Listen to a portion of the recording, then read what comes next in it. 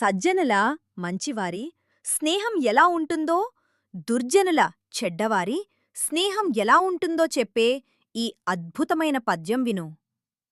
చింతకాయ తొండచే చేదు పుట్టినట్లు పాముతోటి చెలిమి పగకు మూల మూర్ఖుతోడి చెలిమి.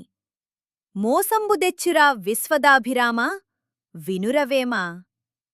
భావం: పాముతో స్నేహం చేయటం ఎప్పటికైనా ప్రాణాలకే ప్రమాదం, పగకు మూలం. అలాగే మంచి చెడులు తెలియని ఒక మూర్ఖుడితో స్నేహం చేయటం వల్ల ఎప్పటికైనా మోసపోక తప్పదు. మనం ఎవరితో స్నేహం చేస్తున్నాం, ఎలాంటివారితో కలిసి నడుస్తున్నామామనేది మన జీవితాన్ని నిర్ణయిస్తుంది.